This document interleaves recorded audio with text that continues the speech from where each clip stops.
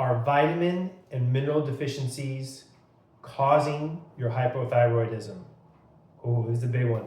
Let's talk about it. First of all, just based on what the mineral and vitamin components were to our food 100 years ago versus now, we have per, let's say, like group or unit of cabbage per se. There's less selenium, there's less B vitamins in that cabbage than there was 100 years ago. Because of the farming practices, the modern industrial farming approach, those minerals have been stripped percentage by percentage over the last several decades. So now when you eat food, they're just not as nutritious, okay? And you can do your own research on this, but there's more and more studies coming out that's showing that you just can't get enough vitamins and minerals that you need from the food and water we drink based on those facts, right? We've got dirty water, which we have to clean through filtration systems, which strip all the minerals out of that as well. So our food and our water is not giving us enough. We have to add things back in. There is a reason why the supplement industry is as big as it is, because we do need it. Now, some of those things are not necessary for everyone, but there are some things we do need, because if you've got a sluggish thyroid, these following vitamins and minerals can be involved, all right? So one thing you're gonna have to look at are your B vitamins, especially B1 and B12. B1 is known as thiamine. B12 is known as cobalamin. There's different forms of those.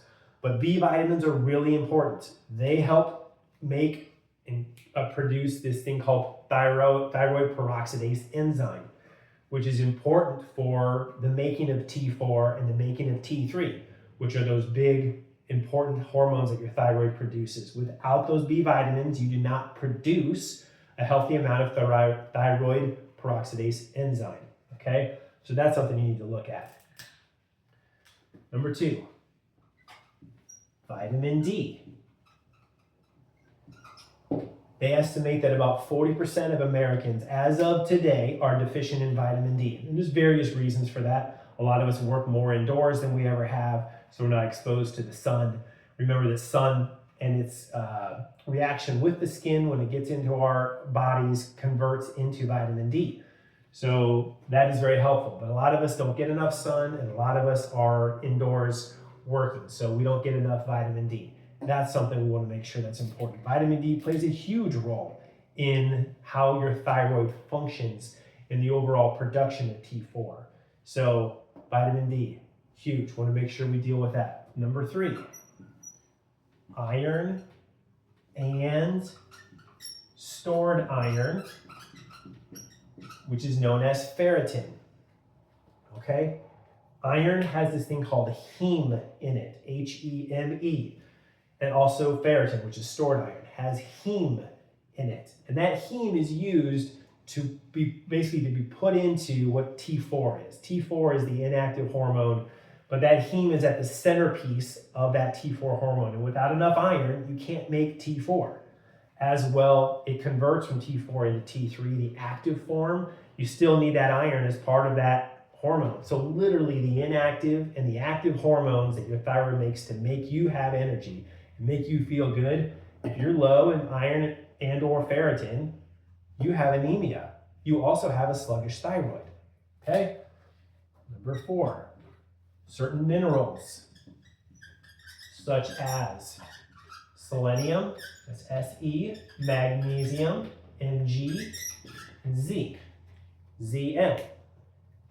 Those are really important for making sure that all of the processes from how the thyroid starts to make T4 to the conversion of T3 to avoiding making reverse T3, you need selenium, magnesium, and zinc. In fact, thyroid is the gland and the part of the body where most selenium is kept and used. So selenium is gobbled up a lot by the thyroid. And if you're low in selenium, your thyroid will struggle. So we want to make sure that we're on top of that. Another one is iodine. And I think our grandmothers would have told us this. Iodine plays a role in our thyroid because iodine is kind of stripped out of our salt, right? as we began to process our salt, one of those minerals that got stripped out of it was iodine. So then they started doing iodized salt. But that's not a great form of iodine to actually for us to absorb. It's not absorbed well by the human body. The best way to do this is to make sure you're getting iodine through your foods, right? And there are lots of different foods that have iodine in them. The one that's most prevalent and most concentrated is seaweed or kelp. You're basically your green sea-based vegetables. But anyway, iodine plays a humongous role in how the thyroid functions. And without iodine, it does not produce enough of your thyroid hormones. So we want to make sure you're getting that in your system. And we generally ask people to put some mineral drops in their water that has some iodine in it, and or making sure that the multivitamin you take has iodine in it. But anyway, these are the things that are in our diet or should be in our diet that aren't. And you need to make sure you're getting enough of these so that way your thyroid is functioning properly. All of these lead to the exact same thing, a sluggish thyroid not doing its job. I bet that your doctor is not, whether it's your primary or your endocrinologist, testing for these things. And you have no idea where you are on this. You can test for these things. I'm happy to do it for you. This is what we do in functional medicine. In the description to this video, I have an offer for you. Click on the link there. That gives you access to a free phone call with us. We spend up to 30 minutes with patients, making sure that what's going on with you is something that we think we can help with in terms of your hypothyroid situation. And you might have questions about functional medicine or how that works in our office, questions about your sluggish thyroid.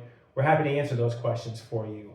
And then from there, if we're a good fit, we move forward with the testing. We need to answer these questions because you can just be spinning your wheels with your levothyroxine when really the solution is just the fact that your food is deficient in the vitamins and minerals that you need. And you just got to make sure you have those in there.